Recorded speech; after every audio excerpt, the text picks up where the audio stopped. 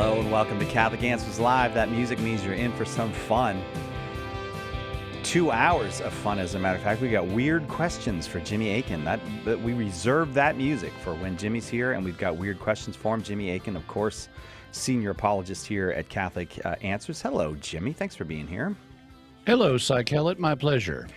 You are author of many books. I often give the titles of the book, but I want to give the title of the newest book because I'm so happy Jimmy Akin wrote this book, Evidence for Christ, How We Know That Jesus is the Messiah. You can get it shop.catholic.com or wherever you get your Catholic books. Is there any weirdness in there, Jimmy? Is there anything that would make a weird show in there or no? Oh, sure. Yeah? Yeah.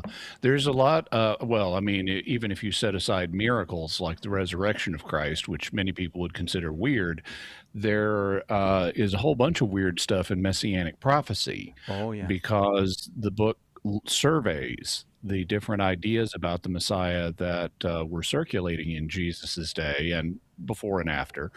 And there's not just a single understanding of the Messiah in contemporary Judaism of the time. And so there's a whole mystery about what is the Messiah even. Uh-huh. So that so I imagine people had some weird expectations for the Messiah then. Maybe things that we would go, no, didn't see that one. Or we assume maybe everyone was expecting Jesus, but some of the expectations might have been a little odd. There are a whole bunch of different ideas about the Messiah that were in circulation, and a lot of them conflict with each other. You'll sometimes hear people argue, well, he didn't fulfill all the Messianic prophecies, and it's like, well, duh, nobody could. They conflict with each other. So this book contains a survey of them and shows you which prophecies Jesus chose to fulfill based on the kind of Messiah he wanted to be. Please do check it out. Evidence for Christ, How We Know That Jesus is the Messiah. That's the new one from Jimmy Akin. We haven't had a new one for a little while. It's very nice to have a new book from Jimmy. And when they're about Scripture and Jesus, I love whatever Jimmy's got to say about those topics. Personally, that's among my favorite things that we cover together. I also love weird questions, and we'll start with one from Matt W. Hey, Jimmy. I really enjoy your show. Not many Catholic podcasts I found address the weirder aspects of our world. My question is in regards to the Codex Gigas, or the Devil's Bible. I've heard a lot of secular sources talk about it, but not really any Catholic ones. What is your opinion on its mysterious origin story?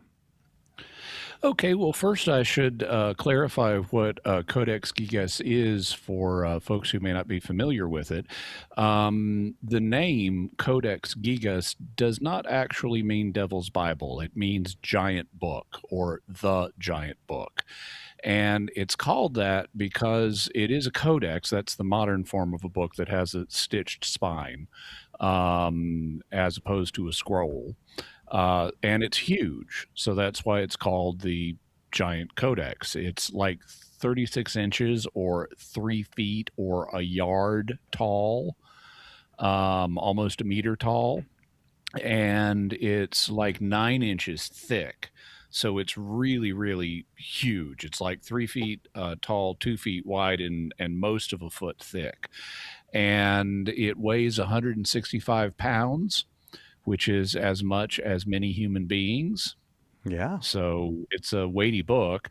And it, even though we're not entirely sure, it appears that when it was originally made, they had to use 320 calf skins to make it. So more than 300 calf skins. Oh, man. Now, the reason it's called the Devil's Bible is because it's an illuminated manuscript, so it has illustrations in it. And there's one particular page that has this giant illustration of the devil on it. And it's the most famous illumination in the manuscript. And so you got this book that contains this huge illustration of the devil, and it's called the Devil's Bible as a result. In terms of what the book contains, it does contain the Bible. It contains the Latin Vulgate of St. Jerome. It also contains writings from the Jewish historian Josephus. It contains Cosmas of Prague's History of Bohemia. It contains a medical text. It contains a whole bunch of stuff. And the legend of its origin that Matt refers to is that there was once a monk who uh, basically boasted or bet that he could write a book that had the whole of human knowledge in it because it contains, stuff on all these different subjects. And then he hit problems and he needed to write this book in one night, and he concluded that that was humanly impossible. So he decided to get some extra human help Uh-oh. and sold his soul to the devil in order to be able to write this book in one night. And allegedly, part of the price was the big illustration of the devil in it as a tribute to the devil who empowered this book to be written. Now, that's the legend, but we don't actually have good evidence for that legend. And we do have evidence about how it actually originated. It was written in the early 1200s in the Czech Republic, and that doesn't contradict the legend, but that's one of the things we can tell about it. It was written by at a Benedictine monastery, so by a Benedictine, and it was not unlike most books. Like back in the day before the printing press, they would have a whole team of people working in a scriptorium at a monastery on one Bible, especially illuminated manuscripts. Different people had different roles. Some people would sketch out the text. Some people would sketch out the illustrations. Some people would apply ink to the illustrations. Then they would another person would apply the gold leaf to illuminate them. And so you had a whole team of people working on a typical Bible. But in the case of Codex Gigas, we can tell by various factors, including penmanship, that it was written by one guy over a period of 20 to 30 years. So not one night, but one guy over 20 to 30 years.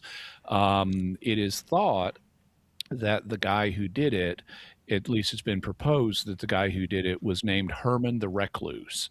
And recluse here is a term of art referring to a certain kind of person in the religious life who is leading the religious life in great seclusion. So he's not hanging out at the parties, with all the other monks and stuff. In any event, it's believed that it may have been written by Herman the Recluse.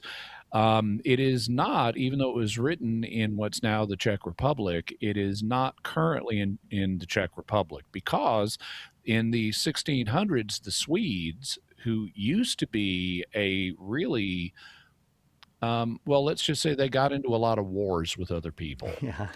and they're still respected as having military prowess, even though they tend not to get into so many wars these days. But they had a war back in the 1600s, in the mid 1600s, in that part of Europe, and they stole it. So the Swedes stole the Codex Gigas, and it is currently in Sweden where they have it on display. It's like in a case, so you can't touch it. But just looking at pictures of it, it is huge, and they have an electronic version near the display where you can leaf through it and so forth. So Wow. that's the story with Codex Gigas, or the so-called Devil's Bible. Matt, thank you very much for that question. I thought a guy named Johnny with a fiddle was going to show up at some point and save this guy from losing his Oh, soul, but no, it didn't happen. that's a different story. Okay. That's a musical story rather than a literary story. I don't told you once. Oh, never mind. We'll take a quick break. We'll be right back with more weird questions for Jimmy Akin on Catholic Answers Live. Catholic Answers Live. Support for Catholic Answers Live comes from Catholic Chemistry, a dating app for Catholics. Founded by a longtime member of the Catholic Answers team, CatholicChemistry.com. Support for Catholic Answers Live comes from the Graduate School of Theology at Christendom College. Deepen your understanding of the Catholic faith through live online graduate courses, taught with uncompromising fidelity to the Church's magisterium, from Christology and bioethics to Mariology and more. This summer, you can also attend the Institute for Liturgical Formation on campus. Begin your master's degree or earn a certificate at graduatetheology.com. That's graduatetheology.com. Proclaiming the faith, changing lives. The year was 1981. The FCC license to operate a satellite Earth station, the first ever given to an order of nuns, was granted to Our Lady of the Angels Monastery. Mother Angelica flips the switch and EWTN begins transmitting from Irondale, Alabama. To learn more about Mother Angelica's life and the history of EWTN, visit EWTN.com/Mother Angelica.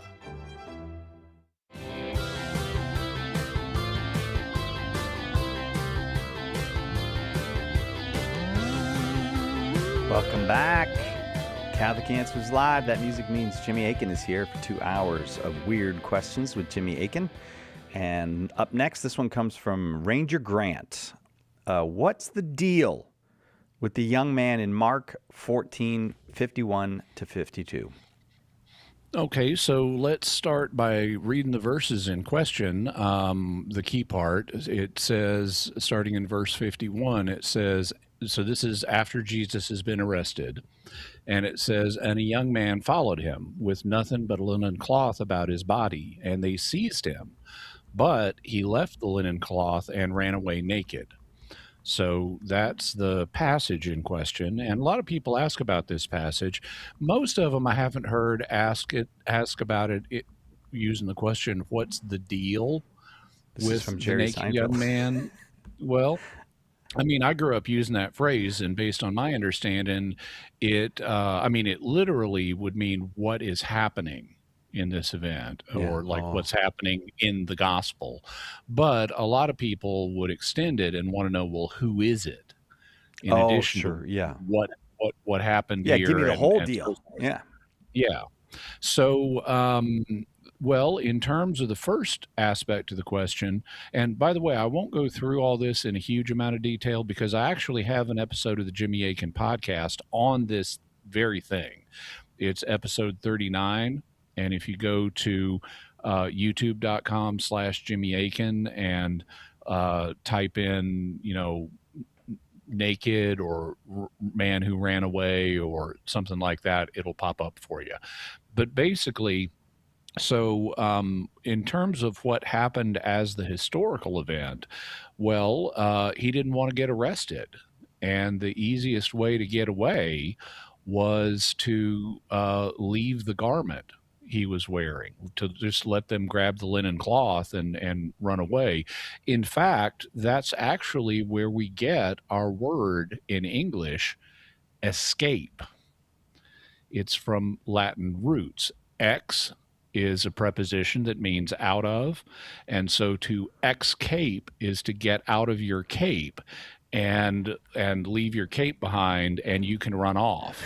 So this is essentially a version of that. Now, he's not wearing a cape, but he is wearing a linen cloth. Apparently, he may have, and we don't know this, one of the suggestions is he may have just woken up because this is happening late at night, and so he didn't get fully dressed. Although there are other alternatives, too. That may not be the case. Having said that, who was he? Well, a proposal that began to get popular in the 19th century is that it's St. Mark himself, the author of the gospel, and that this is his own self-insertion cameo in the gospel. Now, there are reasons to doubt that. One of them is one of them is Mark is described when we meet him in Acts 12, which is a lot later. It's multiple years later. He's described there as a young man. And so he wouldn't be a young man in Acts 12 if he's the young man here. He would be a fully mature man by the time of Acts 12 if this was him. Also, there is a significant tradition in the early church that Mark didn't see Jesus, that he derived all of his knowledge of Jesus from Peter to write the gospel, or at least Peter was his primary source, but he did not have his own independent memories of Jesus. So those are two reasons to be skeptical. Another is this is not something that has been held all the way through church history. This is a new proposal. Now, that doesn't mean it's wrong, but I've already named two pieces of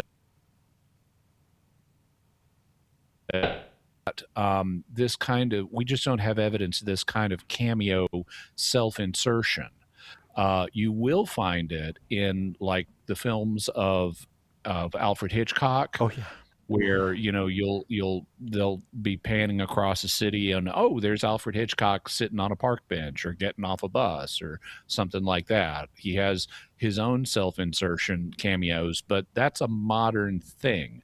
You will also find it in some medieval artwork where the artist will paint into the artwork little cameos of the patrons who paid for the art. So you may have a scene of Jesus hanging on the cross, and down at the foot of the cross there are little figures of the people who paid for the art.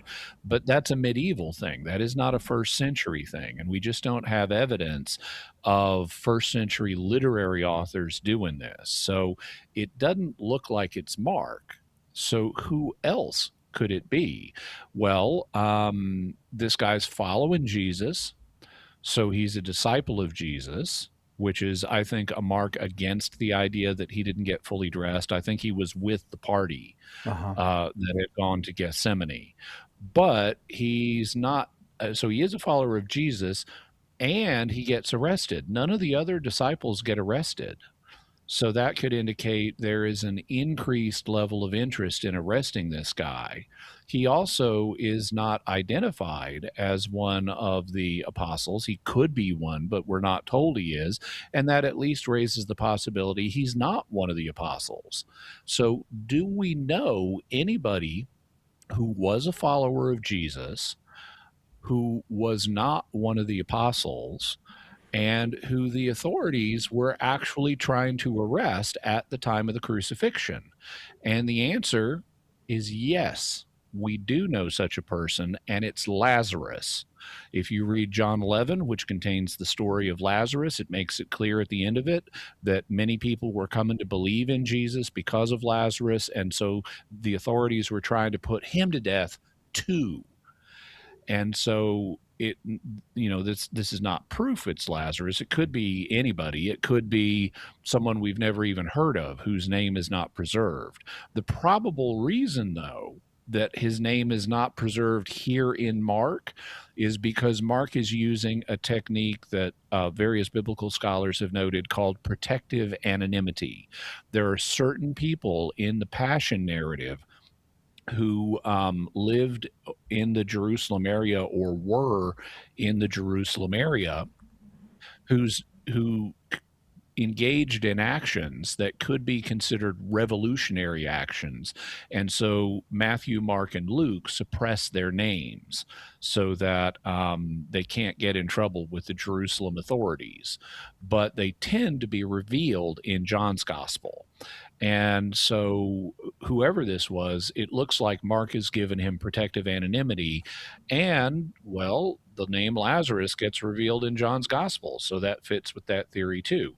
Like I said, it's not proof, but to my mind, it's the most plausible theory, assuming we've heard of this person.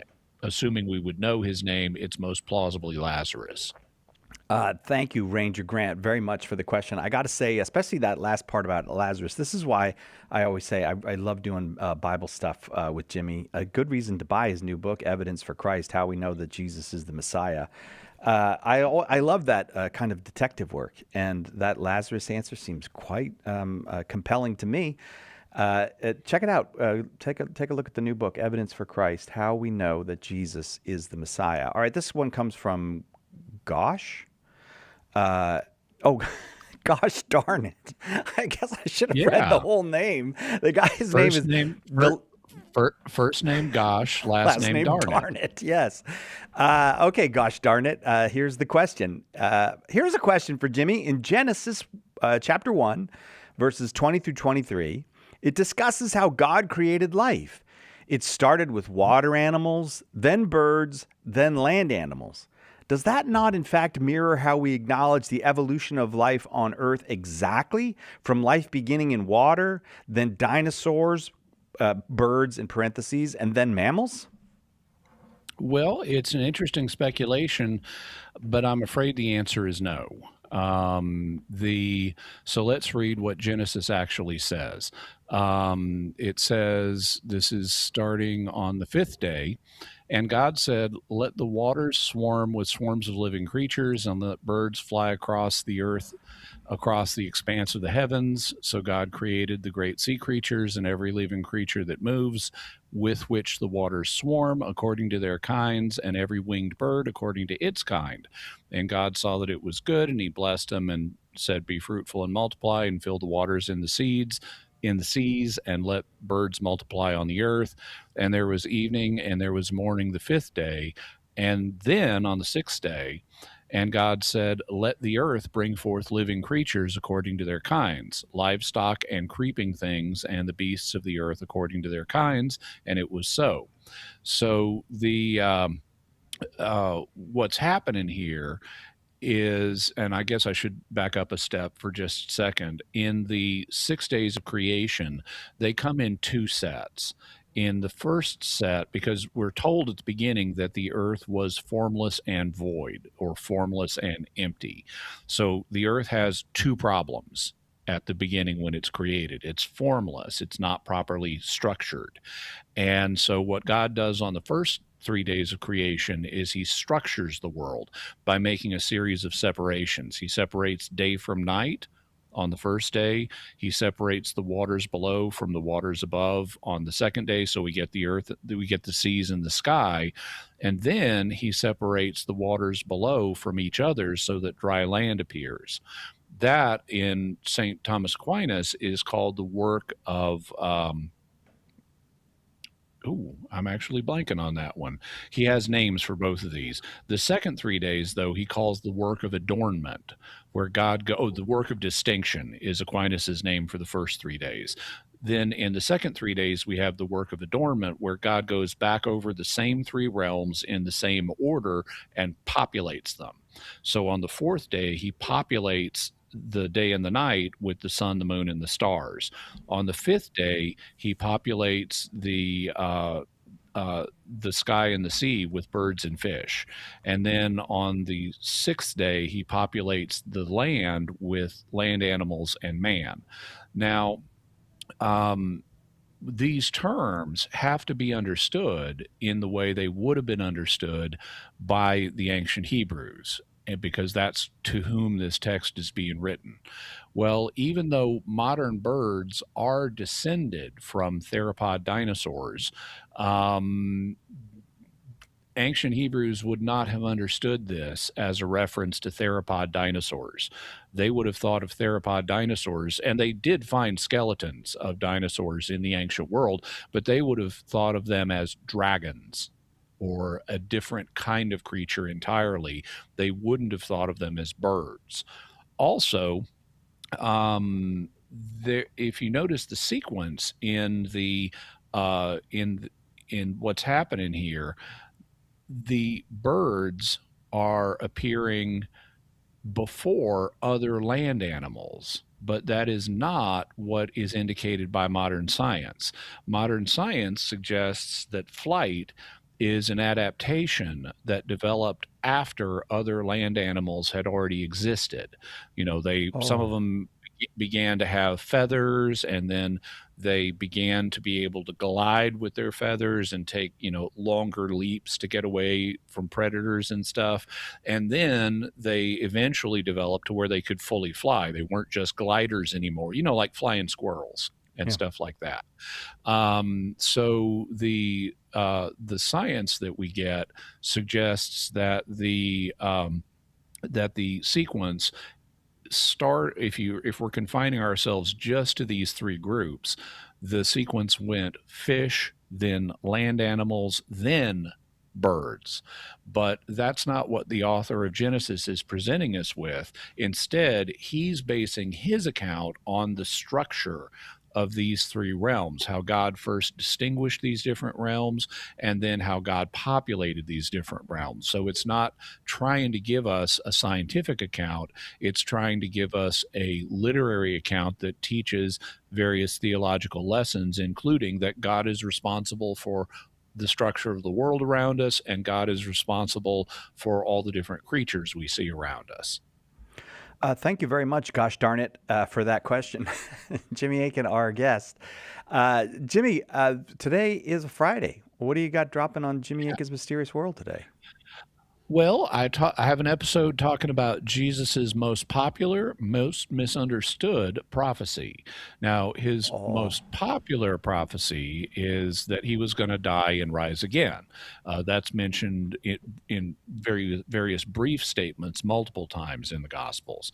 But he's got a really long prophecy that is, next to his resurrection, the most famous, and it's his most misunderstood prophecy. So I'm going to tell you what that prophecy is in today's episode, and I'm going to tell you what it really means. All right, I'm going to tell you how to get to, go to mysterious.fm or Jimmy Akin's YouTube channel, but I'll give more detail when we come back on the other side. And then lots more mysterious, weird questions for Jimmy. What is the Catholic Church? Everybody seems to have an opinion, but the church never quite fits into the boxes people try to make for it. In The Faith Unboxed, author Andrew Petiprin looks at some of the most common boxes people put the Catholic Church in and explains why they don't fit. In doing so, he brings us closer to what the church really is, the institution founded by Christ. Order The Faith Unboxed today at shop.catholic.com or ask for it at a good Catholic bookstore near you. Lots of people have big questions about Catholicism. It needs a big book of answers, and now it's got one. The Big Book of Catholic Answers is filled with helpful replies to more than 250 questions about the faith. Questions about God, salvation history, the Creed, the Bible, the list goes on and on. Order your copy of the Big Book of Catholic Answers today at shop.catholic.com or ask for it at a good Catholic bookstore near you. Why do Catholics pray to dead people, bow to statues, venerate relics? And where do we find any of this stuff in the Bible? In the delightful book, The Saints Pray for You, Dr. Carla Broussard convincingly defends the ancient Christian belief rooted in Scripture that the saints care for us, that they're our allies. Order your copy of The Saints Pray for You today at shop.catholic.com or ask for it at a good Catholic bookstore near you. The stigmata, the appearance of Christ's wounds on ordinary believers. Is it real or fake? What's the evidence? And if real, what could God's reason be for causing this? In God's Wounds, author John Clark offers what may be the most thorough, honest, and faithful reckoning with the stigmata ever written, examining the evidence and making sense of it both medically and spiritually. Order God's Wounds today at shop.catholic.com or ask for it at a good Catholic bookstore.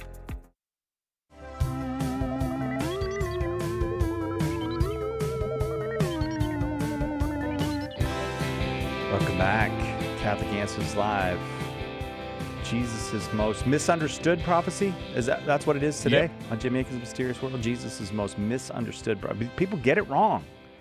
And Jimmy will set you straight today. You can go to mysterious.fm. You can go anywhere where you get your podcast. It really is one of the most popular documentary podcasts out there. And you can just go to Jimmy's new, well, I say new. It's not new now. It's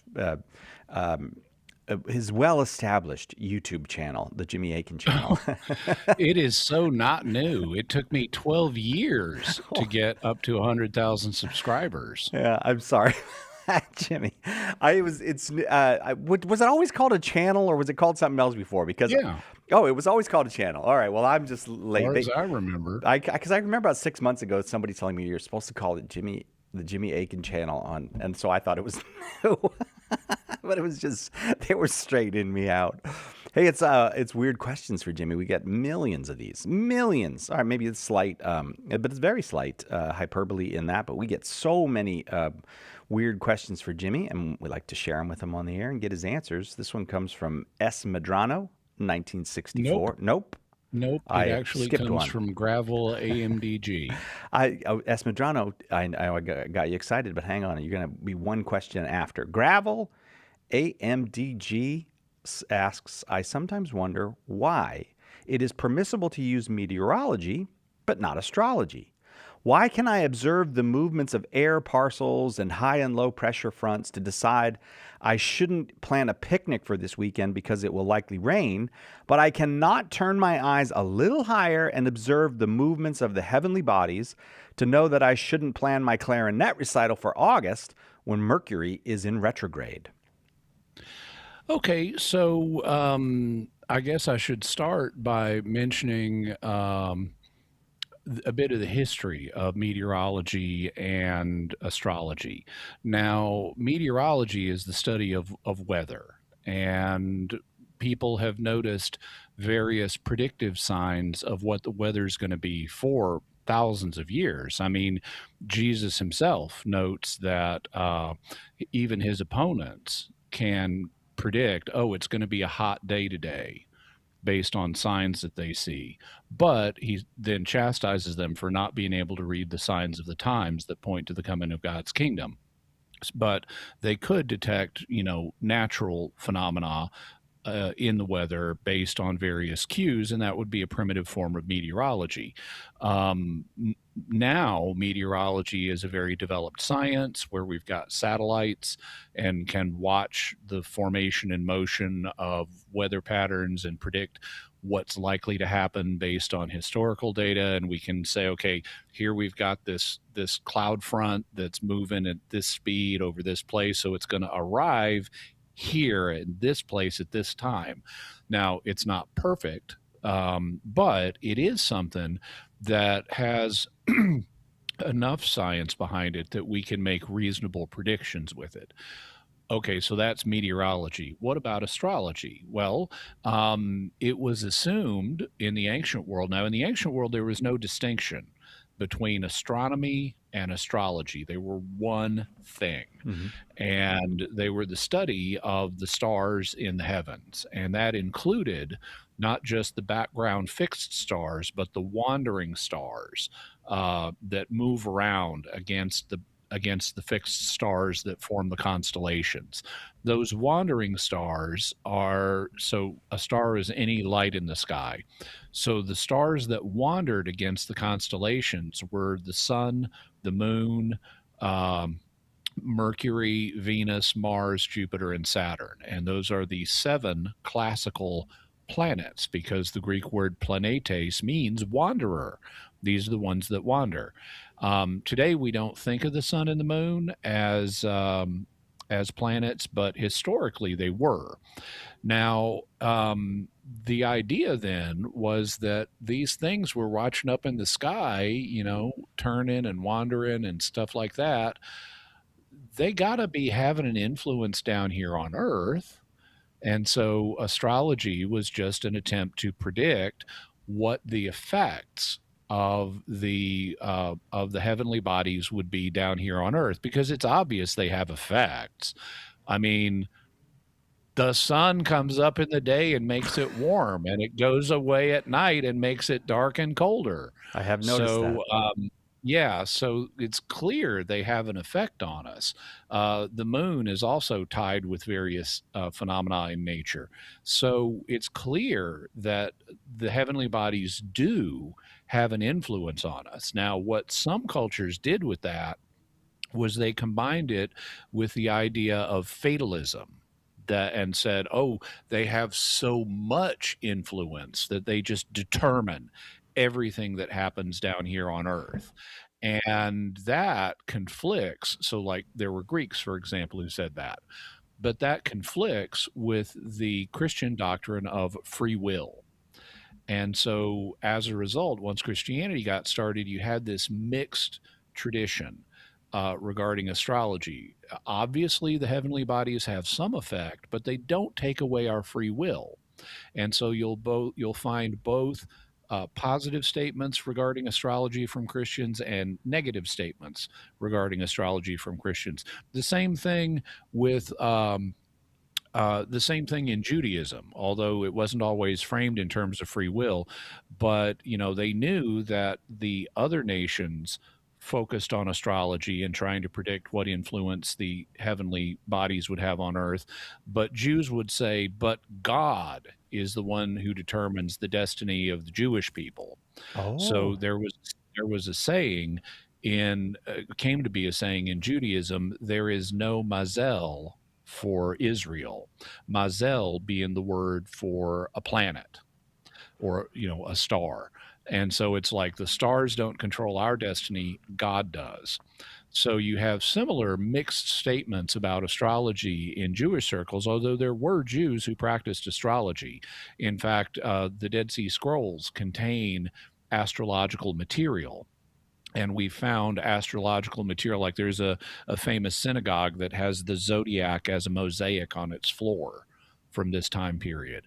So you have this kind of mixed reception of astrology and in Jewish and Christian circles, and that continued throughout Christian history. By the Middle Ages, you had a kind of synthesis where individuals like Thomas Aquinas would say, okay, what can be predicted? Astrologers can predict certain things, like storms or earthquakes or things that don't directly involve the free will of men. But what you can't predict is what an individual man is going to do on a particular occasion, because he's got free will. Now, that doesn't mean you can't establish a probability of what he's likely to do, because the stars, in Aquinas's view, can affect our passions. So if you've got a guy who's disposed, let's say he's a king, he's disposed towards anger, and then the stars are giving him more anger right now, most people just go with their feelings. So you can say he's probably this king is going to make an anger-filled decision on this day because of his own nature and because of the stars, but you can't say it for 100% because he does have free will and could resist his passions. Now, that happens with individuals, but what about large bodies of people? Well, if most people go with their feelings and you're trying to predict what a large body of people are going to do, you can say, well, most of them are probably going to go with their feelings. And so you could make predictions, not so much about individuals, but about large groups of people. And so astrologers could also predict things like wars that involve large groups of people. So this was the kind of the medieval Christian consensus before the scientific revolution. But then the scientific revolution happened, and we started to study, exactly what influence do the heavenly bodies have more closely? And it turns out they don't seem to have as much influence as people in the past thought. They obviously have some. The sun and the moon clearly have influences, but the other planets, not so much. So if you look like in the Catechism of the Catholic Church, it rejects horoscopes, which are one particular form of astrology based on when, exactly you were born and where the planets all were at the time. It rejects them on the grounds that they falsely reveal the future. So the problem is not with using natural signs, including signs in outer space, to predict what's going to happen, like meteorology predicts what's going to happen. The problem is it doesn't work. At least horoscopes don't work, not the way they should. But to the extent you could find influences from outer space that affect things here on Earth, you can make predictions. There actually is a correlation between what star sign you were born in and various outcomes, like how much education you get, how tall you grow, do you have a predisposition to depression or schizophrenia or stuff like that. And it really is correlated. People born in certain star signs have one set of outcomes. People born 6 months later in a different set of star signs, they have different outcomes. And we know what causes this.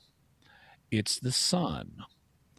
And it has nothing spooky behind it. What it is because Earth has an axial tilt of 23 degrees on average, your depending on when you were conceived, your mother got more or less exposure to daylight while you were in the womb because the length of the day changes. And so if you were in the womb during the summer months when the days are long here in the northern hemisphere, your mom got a lot of sunlight, and that meant she was able to make a lot of vitamin D. Ah. And that vitamin D affected you as an embryo in a way that it would have continuing effects later in life that would affect things like how big you grew, how much education you get, what mental illnesses are you prone towards.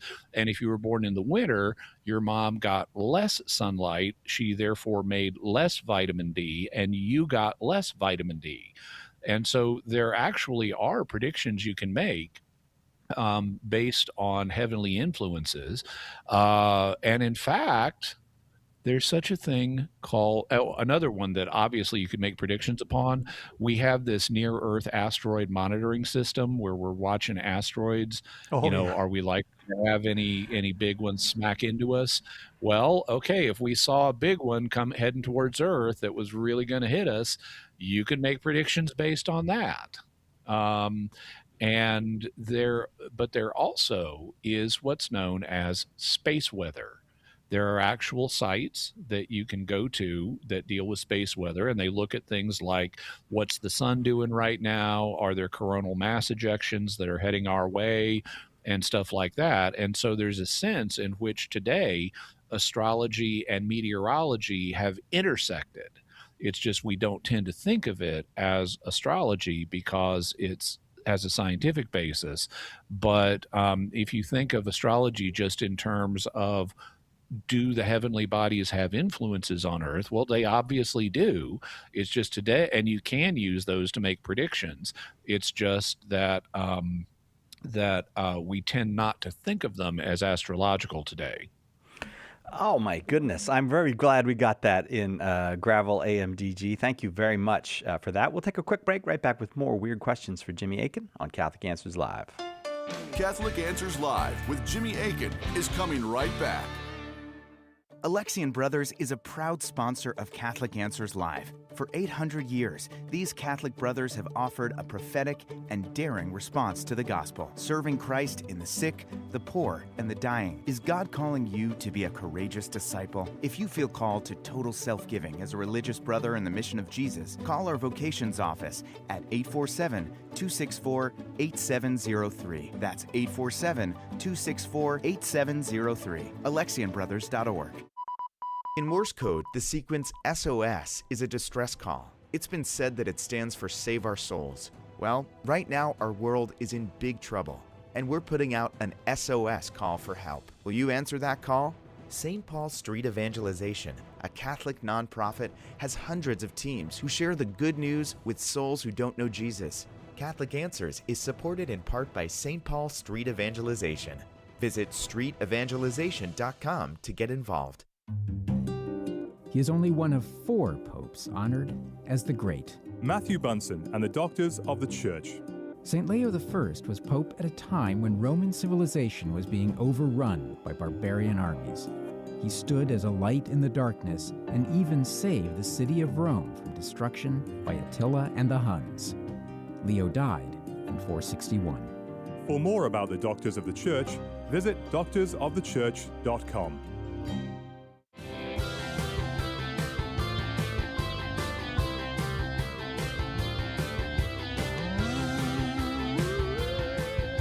Welcome back.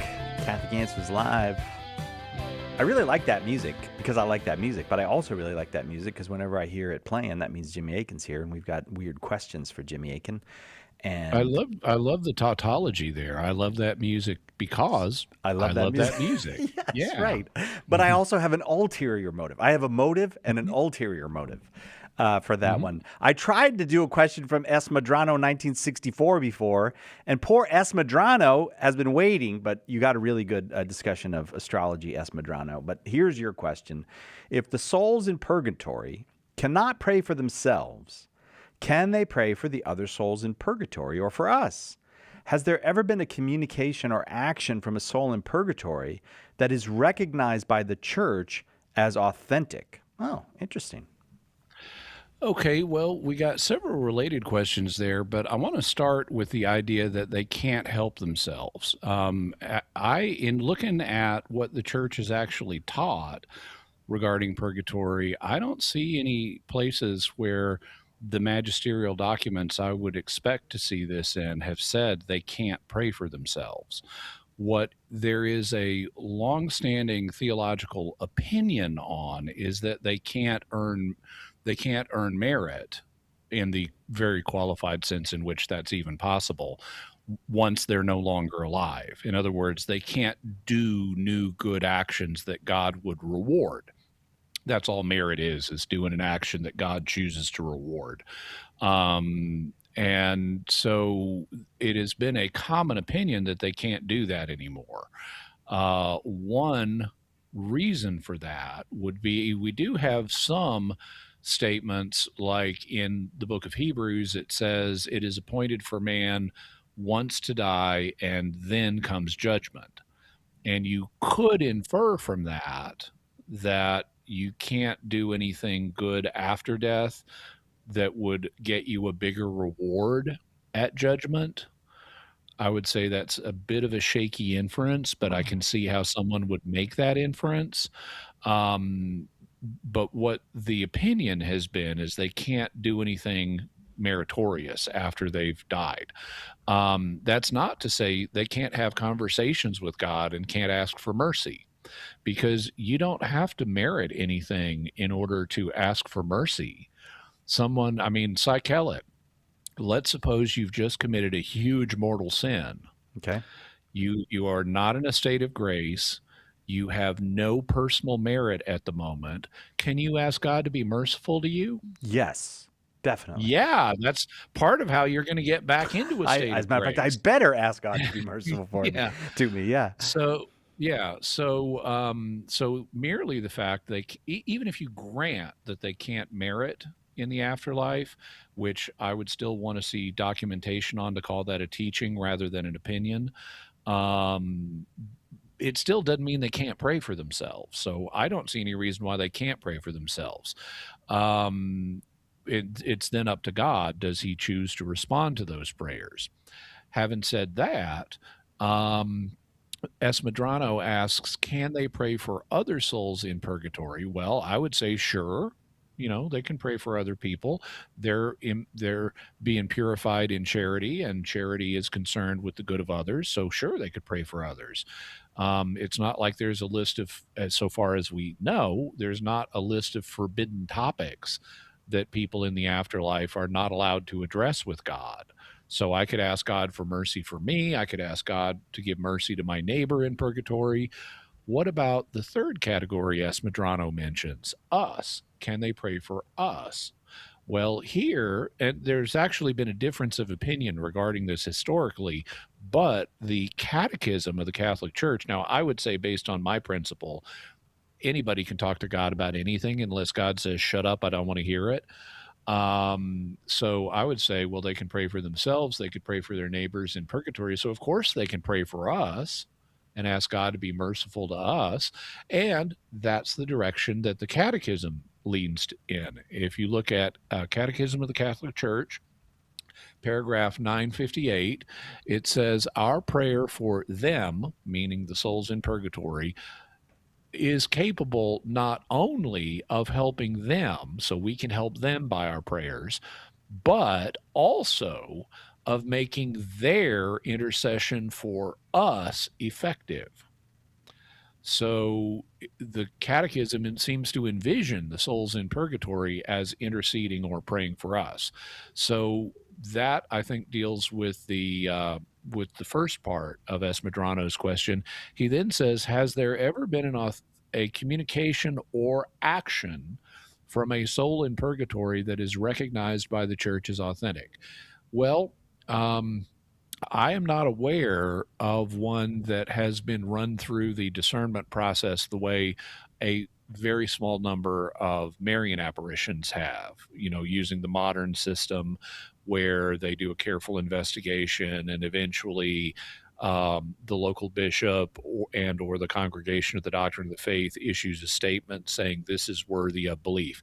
That's a fairly modern process. It's only been applied to a handful of times and only to major Marian and other apparitions. I'm not aware of it being applied to any purgatorial souls.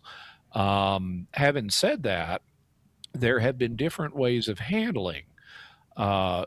Before I forget, there is in Rome, the name of the church is the Church of the Sacred Heart of Suffering.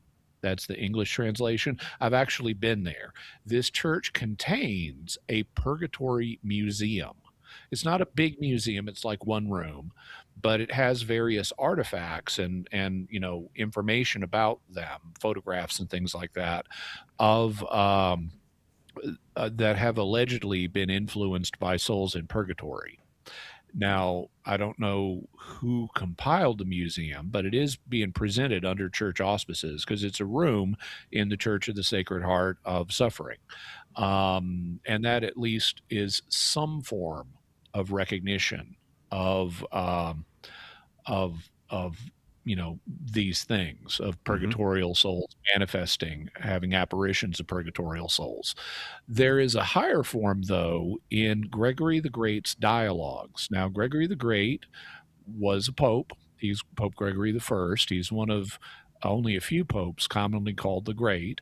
And one of the things that was great about him is he wrote a 4-volume set called the Dialogues, in which he and his deacon Peter have dialogues about paranormal experiences. And I've looked at his book a lot, but recently I did a thematic analysis of it, classifying all the different paranormal experiences that Gregory reports. And some of them clearly do reflect the idea of purgatory. I mean, Gregory and Peter discuss, like, can we help the departed with our prayers? And do they experience a fire, or can their purification take other forms? And there are a bunch of purgatorial experiences and purgatorial apparitions reported in the dialogues. Well, this is not a modern formal decree that's gone through the big, long process, but it is a pope and a doctor of the church saying, I think these are worthy of belief. Right. So that's some form of papal approval, even if it's not the modern formal kind. I'll give you an example. This is one of my favorites. Gregory says that he got this from the Bishop of Ostia. Ostia is like right next to Rome, so this is neighboring bishop. And the bishop's name was Felix. So Felix of Ostia tells Gregory the Great about a pastor from Toriana, so he's a church pastor. He would regularly go to the bathhouse and take baths because people didn't have bathtubs in their own homes in that day. And there would be bath attendants, who would help you, move you around in the bathhouse. And there were, I'll spare the lecture on how Roman bathhouses worked for another day. Okay. But they had attendants to hand you towels and stuff like that. And so this pastor encounters this guy in the bathhouse. He's never seen him before. He's a stranger. And he just thinks of him as a bath attendant. But he keeps encountering this guy, and he thinks, this guy has been so helpful, I should do something to reward him. And so he gets a couple of loaves of bread, and he goes to the bathhouse. He sees the attendant. The attendant helps him just like normal. And then as he's getting ready to go, the pastor says, by the way, I really appreciate all your help. I got you these 2 loaves of bread as a thank you. And the dude says, I'm sorry, I can't take them. I'm a soul in purgatory. In fact, I'm the former owner of the bathhouse, and I was sent back here to serve others because of my sins. But there's more to the story, and I'll tell it to you on the other side of the break. Oh, I love this story from Gregory the Great about Felix of Ostia, the Bishop of Ostia. I can't wait to hear what happens and who's going to get the bread. With me, it always comes down to who's going to get the snacks in this story. Jimmy Akin is our guest. It's weird questions for Jimmy Akin. We've got a whole hour more. Well, we could probably do about 10 or 12 hours with what we've got, but we'll get another hour in. And you can come back for that. Lots of great weird questions coming up right after this on Catholic Answers Live.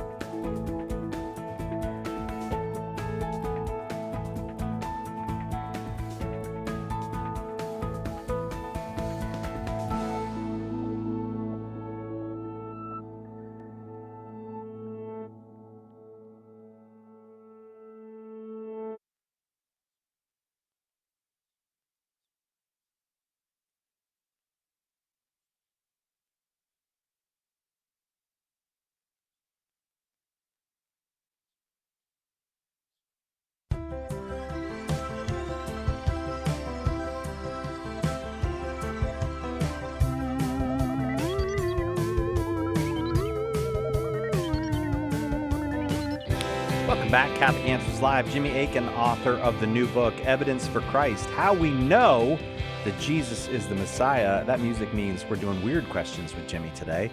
S. Medrano, 1964, had a question in to us but Jimmy addressed most of it, having to do with purgatory and all that, but there was a good ghost story at the end of that, and we got interrupted in the middle of the ghost story. So has there ever been a communication or action from a soul in purgatory that's recognized by the church? You were talking about the commentary, the dialogues of Gregory the Great, and a great story from the Bishop of Ostia, Felix.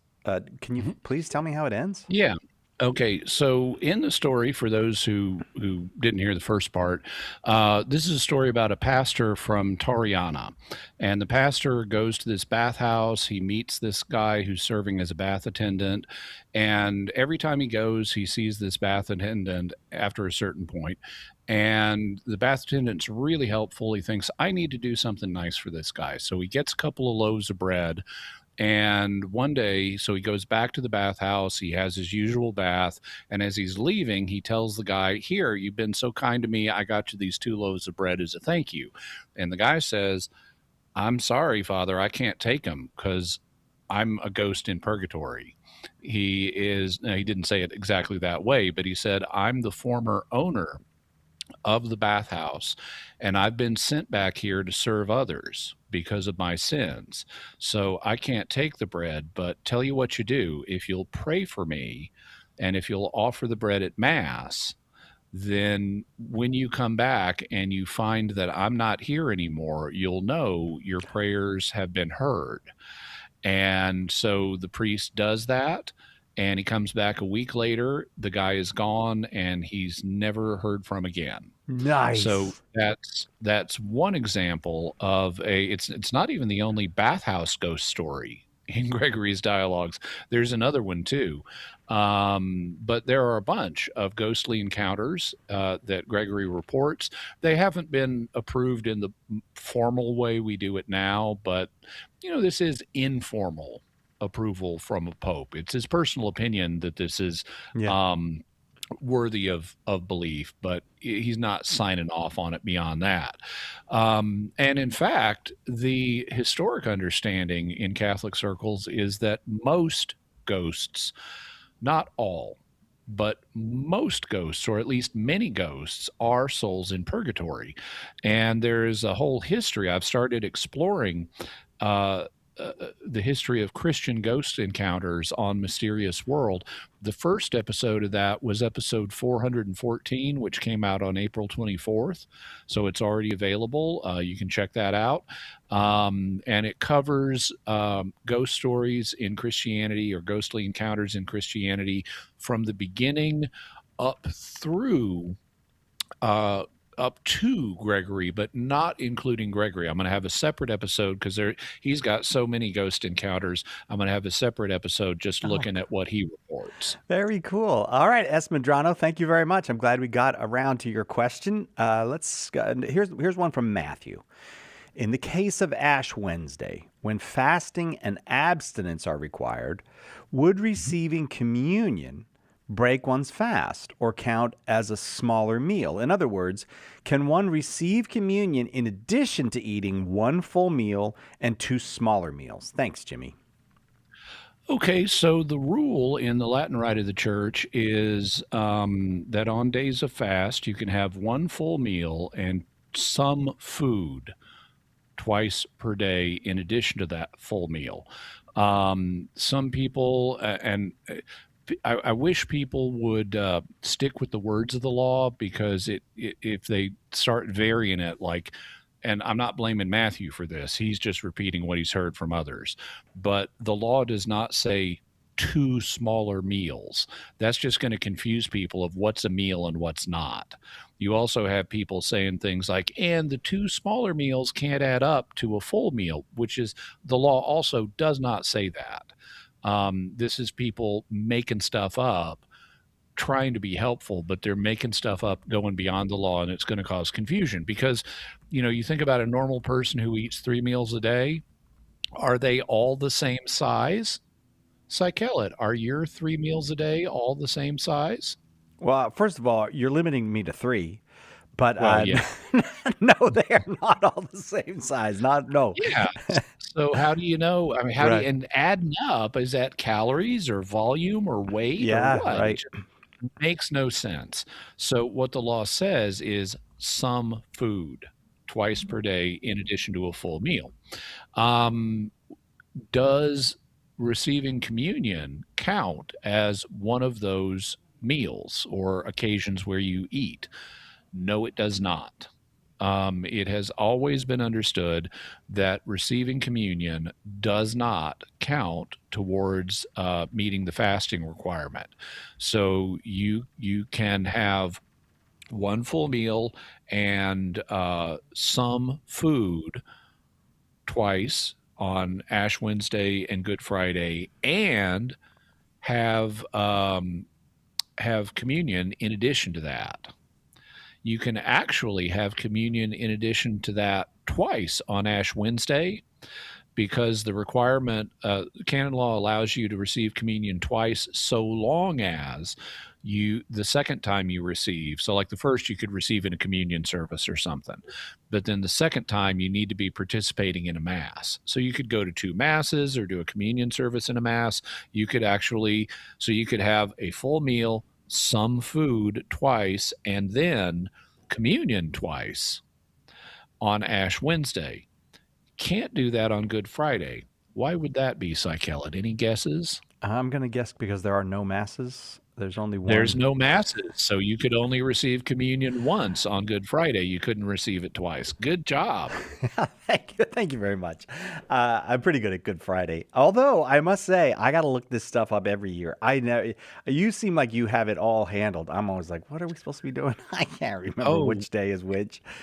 Yeah, I used to on jimmyakin.com. I used to answer, because questions about these practices would come up at Lent every year. Yeah. And so I had to do a lot of research. I looked at the law in great detail, and I wrote about it in great detail because people kept doing, but, Sister Mary, nobody told me this. And it's like, okay, I appreciate what she said, but it's not what the law says. And there was this huge fight every year. So I have a page at jimmyakin.com in my popular post section called Annual Lent Fight, where I link to all of the posts related to the season of Lent, including these laws.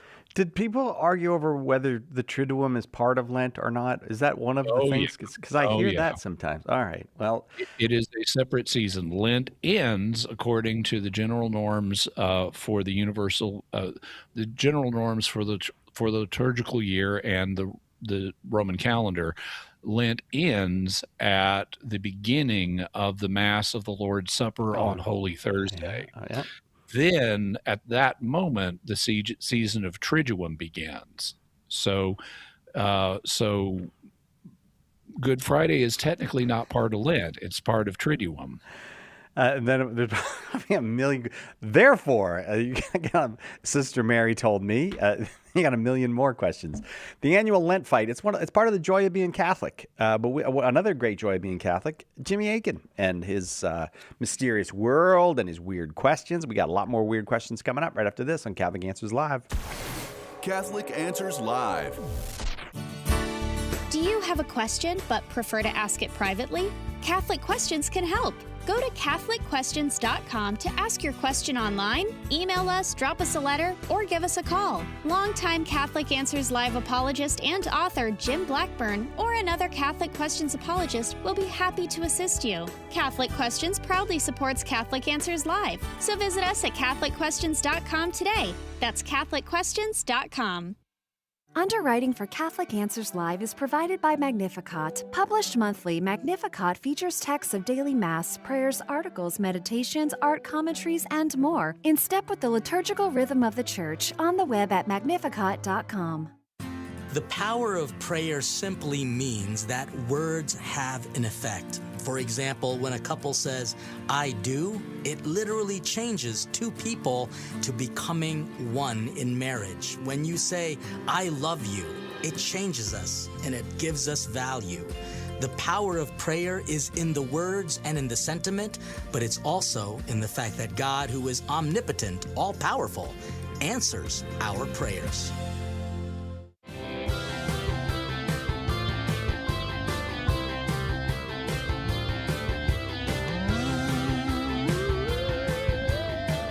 Jimmy Akin, our guests. Weird questions all lined up for Jimmy. It's Weird Questions with Jimmy Akin today on Catholic Answers Live. I asked Jimmy about his Mysterious World podcast, but he's got the Jimmy Akin podcast as well, and those drop on Monday. So what do we got coming on Monday for the Jimmy Akin podcast? Well, Ascension Thursday is next week, and so this coming Monday, I'm going to have an episode on the Ascension, and I'm going to deal with skeptical takes on it and explain what's really going on here and why God chose to have Jesus leave the earth via ascending. I mean, it's not like he's out in space somewhere, Right. Right. I mean, if he was, and I go through skeptical arguments you could make, like, well, even if he was traveling at light speed, he'd only be 2,000 light years away, and then at some point he's going to have to turn around and come back without ever reaching heaven. And I explain why that's bad reasoning. But I also look at, well, why did God choose to do it this way? Why didn't he just have Jesus vanish standing on the ground in a burst of light or something like that? Because there are lessons that are being taught by having him leave the way he did. And the lessons are more than you might think they are. So that's what I'll be talking about on Monday's episode of the Jimmy Akin podcast. Check it out at the Jimmy Akin YouTube channel or wherever you get your podcasts. All right, on we go. Let's see. What do we got next? We got Eric. E-Rock. I was going to say Air-Rock, but E-Rock. E-Rock 5B. Hi, Jimmy. You've previously mentioned Aquinas and the possibility that humans have low-level psychic ability. Will our resurrected body have our abilities such as telekinesis or telepathy? Other abilities such as telekinesis or telepathy? Will I be able to fly like Superman? Jesus ascended, and there are stories about saints levitating. So will the body get any potential flying or levitating abilities? Or what other abilities might we get? Okay, well, we got several related questions here, so let's go through them one at a time. Will our resurrected bodies have these kind of psi abilities? Well, I would expect so. Now, there are different theories to account for that. One theory that was proposed by the Cistercian abbot and parapsychologist Alois Weisinger in the early 20th century, he drew on the idea from Thomas Aquinas and other theologians of the Middle Ages that Adam and Eve were created in a state of what's called elevated nature, which included not only sanctifying grace, this is before the fall, they had not only sanctifying grace, but also what are called preternatural abilities. These are abilities that allowed them to do things beyond what human nature itself could do. And then the fall happened and everything went to pot, and so the idea is that Weisinger proposed is that today what we call psychic abilities are the remnants of the preternatural gifts that God had given to Adam and Eve, and that we all would have had if they had not fallen. They work weakly and unreliably in this life, but they work better in some circumstances, like when in certain altered states of consciousness, like dreaming, which is why a lot of people have precognitive experiences in dreams, and when the body and soul are starting to become detached, like when a person's getting near death. Weisinger notes that people tend to have more paranormal psychic experiences in those situations.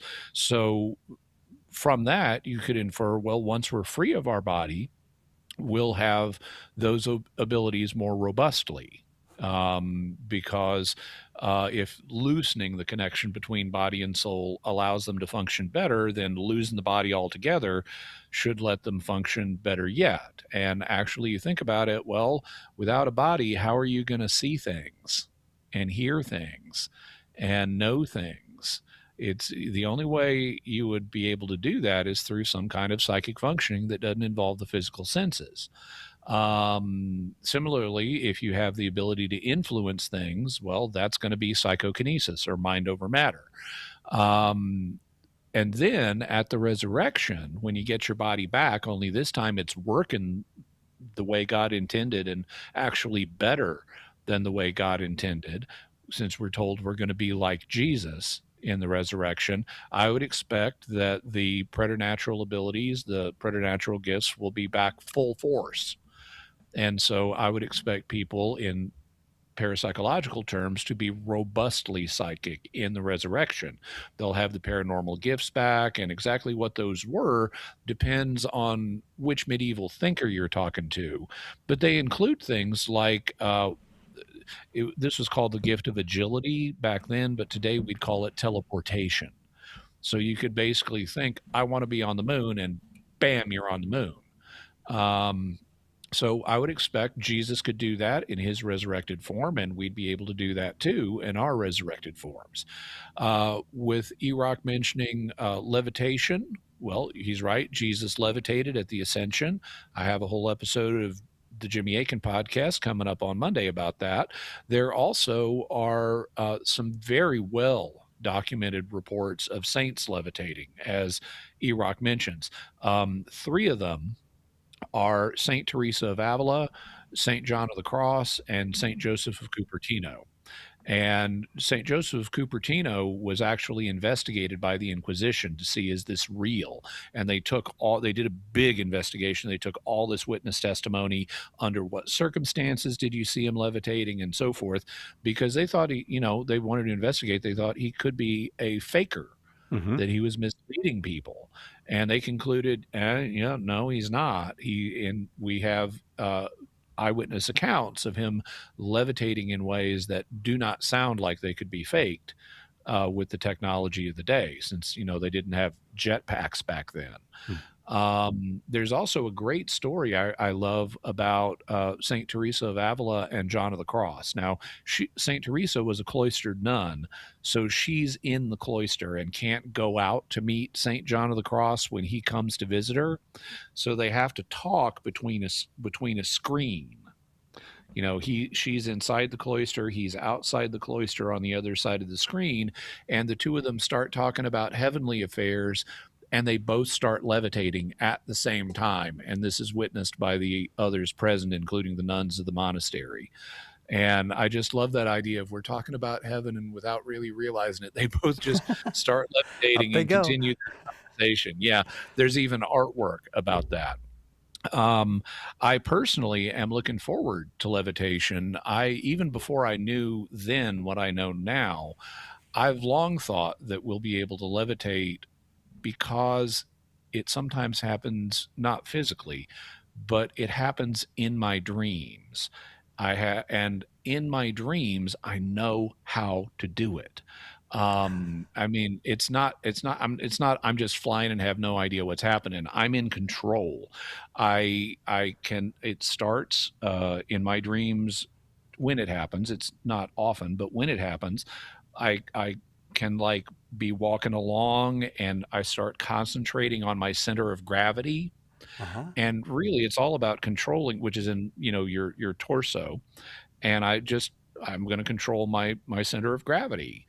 I'm going to keep it at the same level above the floor. And so I'm walking along, I can pick up my feet off the floor, and I'm just holding my center of gravity at the right level. I don't need to be in contact with the floor.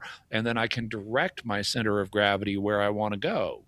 And so I have an instinctive feel for what levitation is like. To my knowledge, since I'm asleep, I've never actually physically levitated during these dreams, but this native sense of, I can do this is how it would work, has long suggested to me this will be an ability I'll have in the resurrection.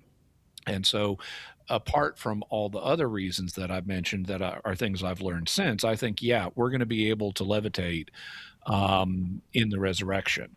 In terms of what other abilities we'll have, well, I would suggest there'll be the full range of abilities that are reported in modern parapsychology. Those fall under 2 principal headings.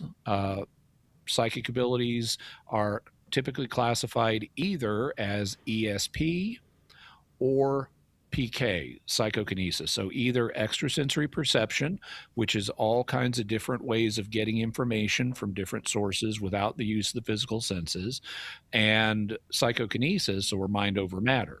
Now, there are different forms of both.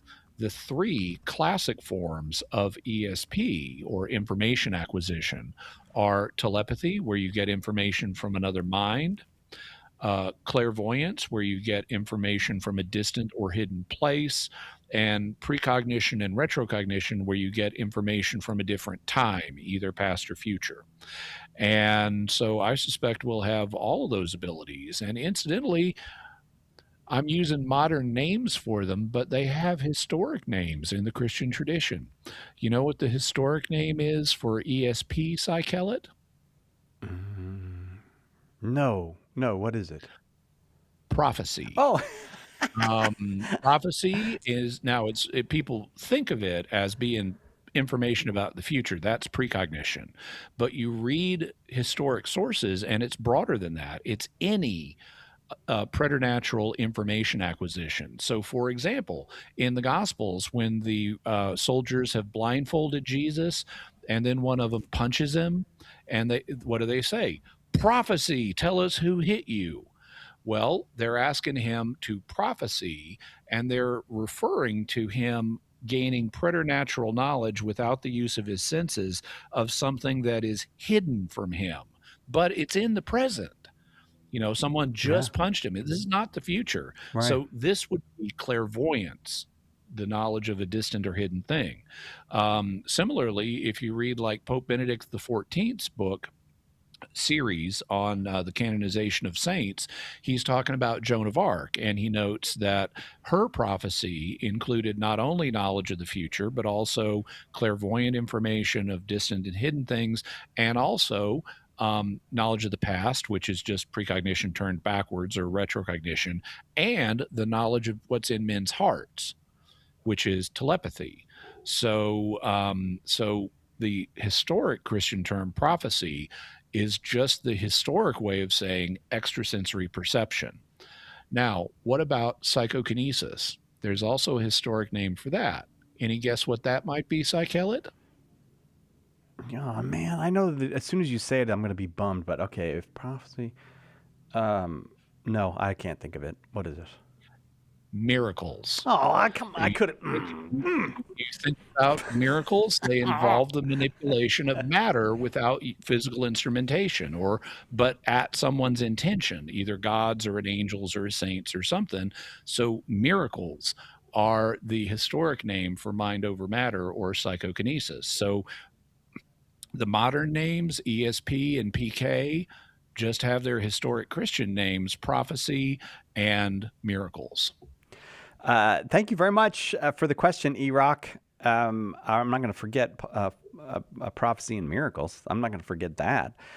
Gabrielle wanted to know this, Jimmy. How can we be sure that Jesus wasn't actually an alien talking about his Father in heaven, in quotes, who is actually in outer space, and his spaceship is actually his kingdom? And the eternal life that we get from following Jesus to his kingdom is from advanced alien technology that keeps you alive forever. And the Immaculate Conception was by an alien that performed IVF on Mary. And the angels in the Bible are actually all just aliens too. This question has really been the only thing challenging my faith, even though it seems preposterous. Fair enough, Gabrielle. Okay, so I would say, as with anything, I'm open to all kinds of possibilities, but I need to see evidence to support them, because speculation is not enough. Given any set of observable facts, like there was a Jesus, and assuming you were trusting the Bible, he was born of a virgin, he rose from the dead and ascended to heaven. You can speculate literally an infinite number of ways that those observable facts could be explained. And that this is true not just with religion, this is true with everything. For example, Psychelet, you're looking at a computer. Yes. There in the studio. Your computer is commonly held, the behavior of your computer is commonly held to be explained by electrons moving through electrical circuits, right? Yes. What if it's not electrons moving in electrical circuits? What if it's tiny invisible gnomes? I could explain your computer the same way as Right. long as I describe the behavior of the electrons, or the behavior of the gnomes, Yeah, in yeah. the same way that the behavior of electrons is described. Or maybe it's not tiny invisible gnomes. Maybe it's a different particle entirely that no one's ever heard of, called a glue quark. Yeah. Maybe it's that's doing it. But there's more to say, and we'll talk about it on the other side of the break. I hope it's not gnomes. I've been really overworking them. If it is, we'll be right back. Jimmy Akin, our guest. Can we explain the whole of salvation history, basically, from an alien point of view? We'll get an answer right after this. When the resurrected Jesus appeared to disciples on the road to Emmaus, they didn't recognize him until the breaking of the bread. The same is true today. In the Holy Eucharist, we really meet Jesus. In The Eucharist is Really Jesus, author Joe Heschmeyer explains how knowing Jesus in the Eucharist is the key to understanding all of Christian faith. Order your copy of The Eucharist is Really Jesus today at shop.catholic.com or get it at a good Catholic bookstore. Do you have what it takes to defend your Catholic faith? The work of apologetics takes study, practice, and skill, but more than anything, it takes spiritual strength. The Soul of Apologetics, a new prayer resource from Catholic Answers, gives you the spiritual tools every Catholic apologist needs: prayers, meditations, and scripture-based reflections to build up the interior life. Order your copy of The Soul of Apologetics today at shop.catholic.com or ask for it at a good Catholic bookstore.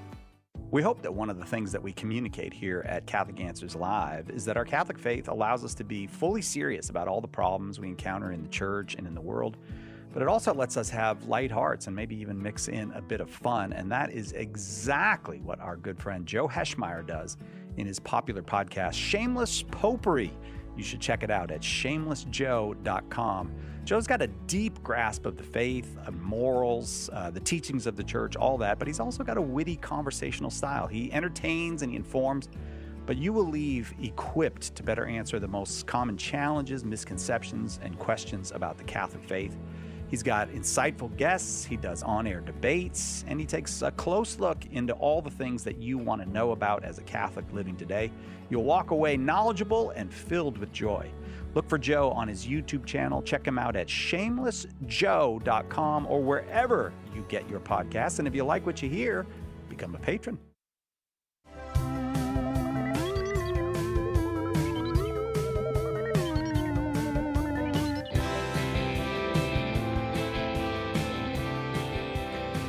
Jimmy Akin, our guest, Gabrielle, with a long question. I won't repeat the whole question, but basically asking Jimmy, look, is there a way that the Father in heaven that Jesus refers to as an alien, and the whole story of Christ's saving work is about getting involved with aliens and getting some advanced technology that gives you eternal life? Jimmy, can we think of it that way? Well, so there's a proposal here that Gabrielle is asking us to consider, and so I'm in the process of doing that. I mentioned that I'm very open to different speculations. Now, as a matter of faith, I don't believe that that's what the truth is here, but I'll deal with the faith argument in a moment. What the perspective I'm looking at it from right now is an evidential perspective, and as I was mentioning, there are literally an infinite number of ways to explain any set of observables you want. I was pointing out that your computer is commonly regarded as functioning because of electrons, but it could be invisible gnomes instead of electrons. It could be something else. It could be a particle nobody's ever even heard of that's undiscovered. We could call it a glue quark. It could be that it's tiny dragons. Yeah. It could be invisible gnomes riding tiny dragons. It could be that electrons are involved too. They just aren't attracted to positive charges, and they have to be herded by the invisible gnomes riding the tiny dragons. My computer's getting better and better. I like how this is an improvement in my computer. Okay, well, except when the dragons drive the electrons off a cliff and it crashes. Right. But yeah. So, and you can think about this. I often think of this mathematically. Let's say we have a graph, or a Cartesian plane, and there are 3 points on that plane. So you've got kind of a point in the middle. You've got one point that's to the right and higher, and one point that's to the left and lower. And your assignment, Psychelid, is to draw a line that connects the 3 data points. What line does it? Well, you might think, oh, I'll just draw a straight line between them, and it'll be a line at an angle, and that will connect all 3. So that's one possible way of connecting the 3 data points, but there are others. Like, what if it's a wave that goes up and down, but those 3 data points line on the wave? Or what if it's the mirror image of that wave? Or what if it's not a wave? What if it's a jagged set of lines going up and down? There are literally an infinite number of lines that you can draw to connect 3 data points, or on a Cartesian plane, or any number of data points. If you add numbers, so you got 1,000,000 dots, well, there's still an infinite number of ways to connect 1,000,000 dots.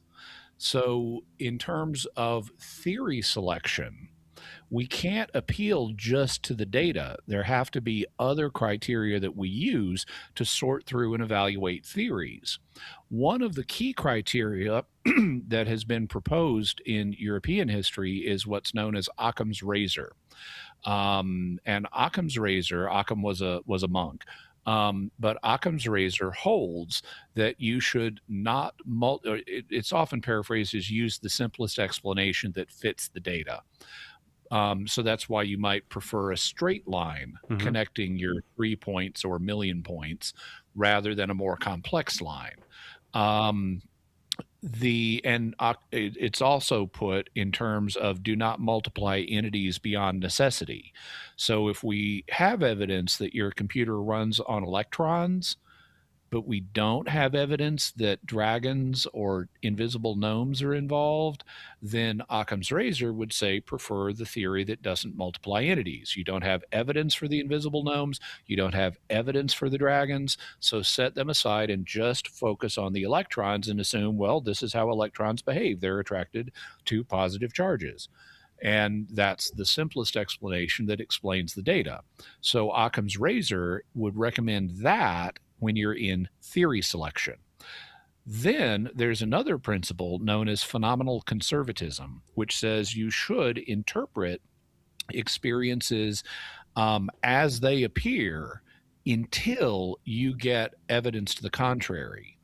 So, Psychelid, do we have evidence that makes it appear that Jesus was a religious figure who was connected to God and had various miracles and his resurrection and his virgin birth and so forth? Do these appear in a religious context?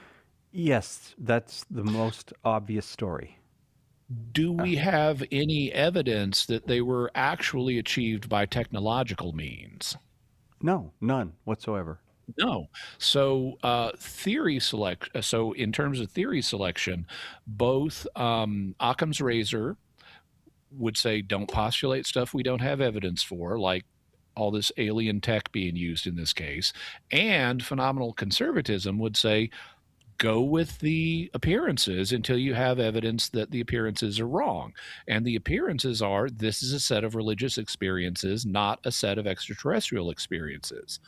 Now, what if you choose not to use principles like Occam's razor and phenomenal conservatism? What if you said, you come home, let's say you come home one day and you see someone who looks exactly like Misty, your wife, cooking dinner for you. Should you assume it's Misty, or should you assume it's Misty's evil twin that you've never had any evidence for, who is here to trick you and poison you so she can claim insurance on you? Well, I was raised on 1960s television, Jimmy, so I have strong emotional attachment to the evil twin, but I have no evidence of that. Yeah. So, but suppose you did decide this must be Misty's evil twin. What kind of terms might you use to describe a person who made that choice? I Want some help? Yeah, I would say delusional, but I don't know. Delusional. That is one of them. Okay, Yeah. all right. I didn't want to be harsh, but yeah, that seems like a delusion. Psychotic is another one. Uh-huh. And this would be considered a symptom of several different mental illnesses. It could be delusional disorder. It could also be schizophrenia. And there are several mental illnesses that have this kind of disordered thinking. But the important point for my purposes is this is disordered thinking. It's allowing speculation that we don't have evidence for to go beyond the evidence we do have and the application of principles of sound reasoning like Occam's razor and phenomenal conservatism. So I'm not saying that Gabrielle is mentally ill. I'm just saying this kind of disordered thinking is found in mental illness, and we don't want to indulge disordered thinking like this, because the more we allow our thinking to become disordered, the more problems it's going to cause. So Gabrielle says that this has been challenging her faith and causing her some discomfort in that regard. But I would say if you don't have evidence for it, don't worry about it. Just because you've got a possible alternative explanation doesn't mean you should worry about the alternative explanation. There are always an infinite number of alternative explanations, but if we don't have evidence for them, they're not worth worrying about. Speaking from the reason perspective, then there's the faith perspective, which I said I'd get to. From the faith perspective, I have seen, speaking for myself, I've seen evidence that supports making an act of faith in Christianity as a belief system. There are certain philosophical proofs for the existence of God that I think work. There is evidence of a historical nature that this God has made contact with us, and that one of those forms of contact is through Jesus of Nazareth. And using principles like Occam's razor and phenomenal conservatism, I have sufficient evidence to make an act of faith in Christianity and say, well, this is what I believe, and I'm not going to worry about the other options because I don't have any evidence for them. So my message to Gabrielle would be, don't let yourself get tied in knots over things you have no evidence for. We've got good evidence for God and for Jesus being what they are commonly understood to be, namely religious figures. So have faith, be at peace, and don't worry about possibilities that just because you can imagine something doesn't mean you need to worry about it. And if you don't have evidence for it, then don't worry about it. Gabrielle, thank you so much for the question. That brings us to a break. Jimmy Akin, our guest. It's Weird Questions with Jimmy Akin on Catholic Answers Live. Hang on. Catholic Answers Live will return in a moment. Underwriting for Catholic Answers Live is provided by Real Estate for Life. Real Estate for Life connects homebuyers and sellers to real estate agents while supporting pro-life organizations. On the web at realestateforlife.org. One of the biggest mistakes a Christian can make is to try to do good without God's help. St. Therese said, when we trust only ourselves and not God, our soul becomes incapable of virtue. Her remedy? Works of charity. And the greatest work of charity is to share the gospel. At St. Paul Street Evangelization, a Catholic nonprofit, we encourage you to share the gospel with someone who doesn't know Jesus. Catholic Answers is supported in part by St. Paul Street Evangelization, streetevangelization.com.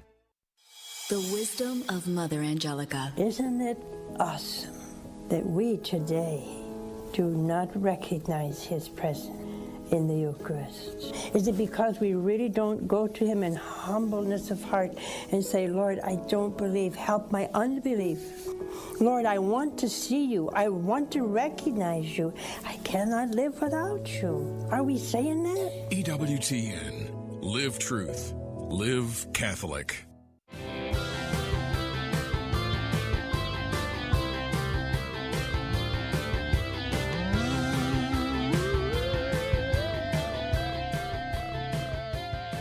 Welcome back. Catholic Answers Live.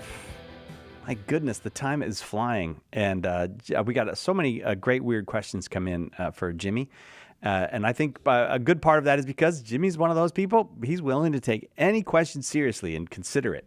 And I think people have come to appreciate that. And so they're willing to share their weird questions with us. Brian wanted to know this, Jimmy. How is the Church of Rome considered the first church, in quotes, or the church that Christ founded, also in quotes, when chronologically the first church was in Jerusalem? Mm-hmm. Okay, this has a fairly straightforward answer. There's more than one sense of the word first. Psychelet, who's the first lady of the United States? Melania Trump. Okay, at the moment. Yeah. So is she the oldest woman in the United States? She's clearly not. No, she's not. Okay. So we can see there are at least two senses of the word first here. One is first in a hierarchy, and the other is first in chronology. Now, the First Lady of the United States doesn't really have a lot of authority, but it's very common to describe something in terms of it being first in authority or first in chronology. And it's in the first sense, ordinally speaking, that the word first is being used for the Church of Rome. It's the first church in the hierarchy of churches. It's first in authority. It's not the first chronologically. Mm-hmm. And this duality in the term first is used, it's present in other languages too, like in Greek. For example, the word arche can mean either beginning, like in arche ein halagos, in the beginning was the word, there it refers to chronology, or it can be first, or it can also mean not just beginning, it can also mean chief. So, or, first in authority. So like Caiaphas, who put Jesus to death, was the archieros, or the archpriest, or the chief priest, or the high priest. But arche, which is, it just means beginning in its original sense, came to mean first in authority, not just first in chronology. There's also a second word in Greek that has the same duality. It's protos. Protos means first, but it also came to mean leading. So when Paul says, for example, if not Paul, I can think of other examples. I know Josephus actually does this a bunch. He'll talk about the first men, like he says in his passage on Jesus that the first men among us put Jesus to trial. Well, that doesn't mean they're the chronologically earliest men. It means they're the most authoritative men. So the protoi put Jesus on trial, but that doesn't have to do with their age. It has to do with their leadership, their authority. So Rome is the first church, not chronologically, but the first church in authority. All right. That was pretty straightforward. Thank you very much, Brian, for that question. Let's go to Cisco Finds His Baseball. I'm going to go with... I love that name. I love that name. Because that is Deep Space Nine. Yeah, that is a bit of Deep Space Nine. That is a Deep Space Nine reference right there. Cisco Finds His Baseball wants to know, I watched a video with a young Earth creationist who claimed that there are dinosaur fossils that show evidence of cancer, which was, in his opinion, proof that dinosaurs existed after the fall because cancer wouldn't have existed until after the fall. The question has kind of bothered me ever since. If dinosaurs went extinct before humans existed, why would they have had cancer? Well, because dinosaurs also had the dysregulation of cells that leads to uncontrolled cell growth, just like later organisms do. That's what cancer is. It's a dysregulation where the cells grow uncontrollably. That's what causes tumors, and so well they had the same phenomenon happening in their day. Cisco finds his baseball's friend is supposing that if evolution is true, that for some reason they would not have had this. And sometimes people will appeal to the idea that death entered the world through Adam, or suffering entered the world through Adam, or both. But in that case, the problem isn't cancer.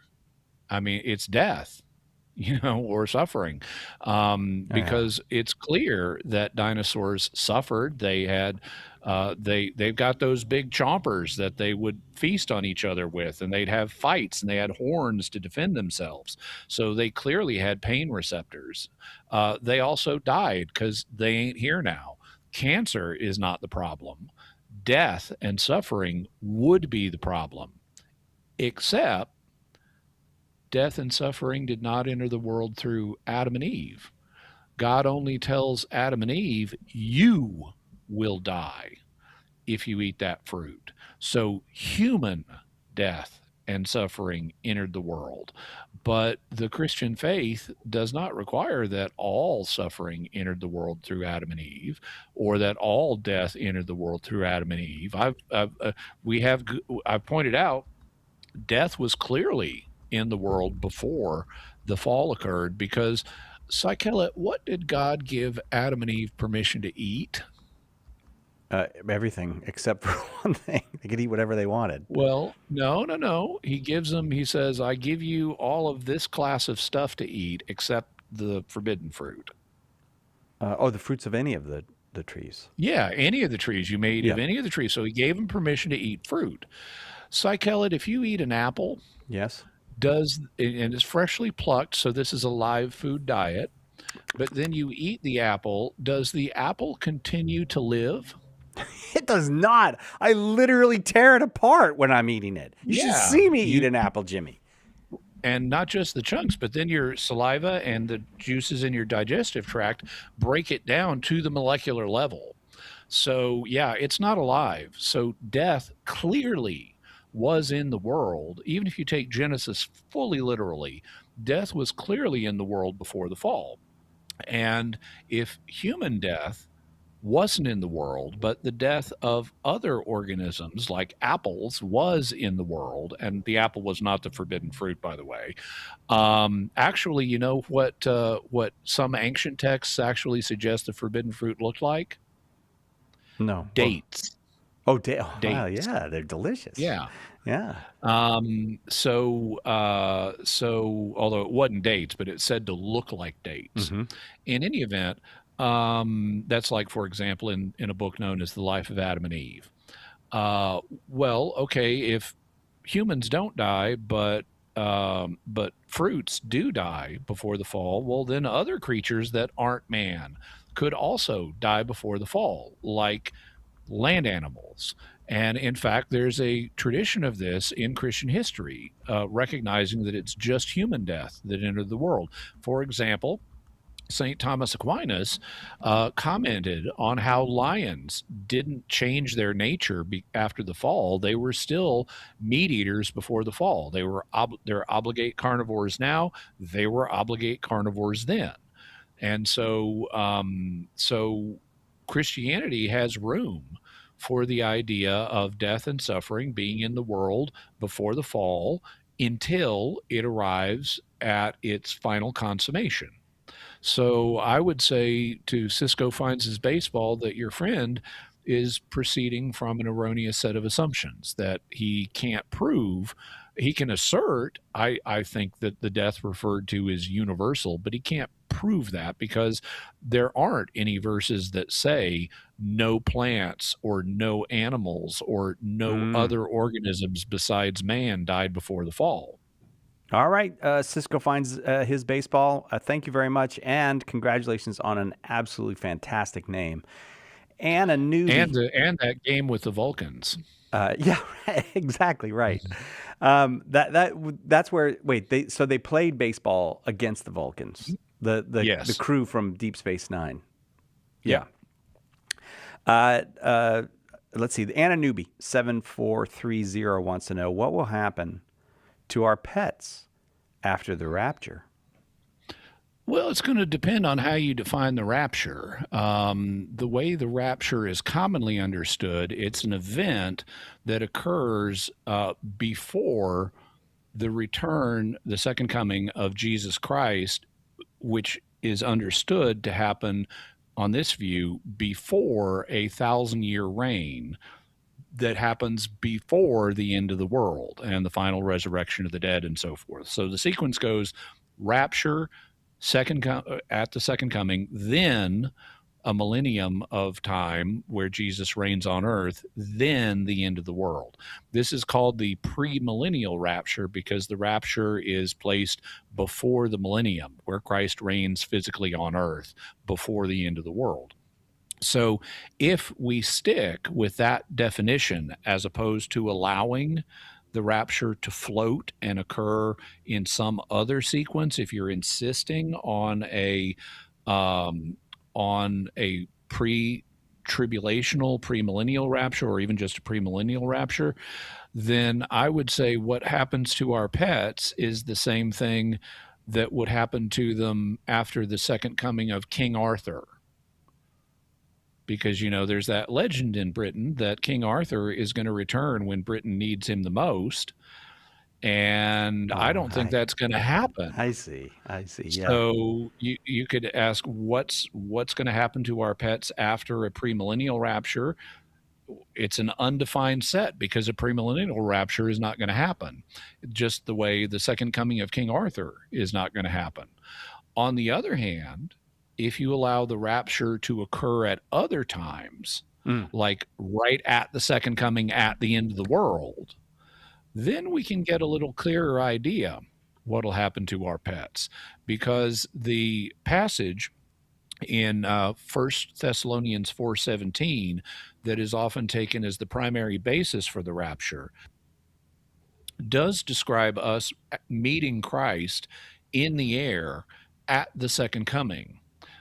But it doesn't say we then go up to heaven and chill out for 7 years and then come back down for an earthly reign. If you read scholarly commentaries, they'll point out that this meeting that St. Paul describes is based on an existing custom of the day, which was when you have a visiting dignitary coming to your city, the population, to show him honor, goes out to meet him and then escort him back to their city. So like if Caesar was coming back to Rome after being off fighting a military conquest or something, well, Caesar's coming back, the population of Rome goes out to meet him and then escorts him back to Rome to show him honor. And that's the paradigm that's in the mind of St. Paul when he's talking about this event. When Christ descends from heaven, then the living and the dead among his followers, the Christians, will go out to meet him and escort him back to earth for the final judgment and the beginning of the eternal order with the new heavens and the new earth. So in that case, Psychelet, let's suppose you're living in a house in Rome. Okay. And you got a pet dog or a pet cat. Yeah. And you go out to meet Caesar when he's returning to Rome. What happens to your pet dog or your pet cat? They probably wait till I get home. And then I feed them. They wait. Good. They wait till you get home. So that's what would happen to our pets if you let the rapture float. We'll go up. We'll meet Jesus. We'll come. They'll wait. Our pets will wait here on earth, presumably for us. And then when we get back with Jesus, the whole world will be renovated, and our pets will participate in that renovated world the same way we will. Jimmy Akin's been our guest. If you've got weird questions, get them to Jimmy, get them to us, and we'll gather them up and give them to Jimmy on the next Weird Questions with Jimmy Akin. I'm delighted to be holding in my hands the newest book from Jimmy Akin. Get it now. Evidence for Christ. How we know that Jesus is the Messiah. You can get it wherever you get your books, but you can certainly get it over at shop.catholic.com. Evidence for Christ. How we know that Jesus is the Messiah. Out now. I'm excited about it. From Jimmy Akin. That'll do it for us. We'll see you next time, God willing, right?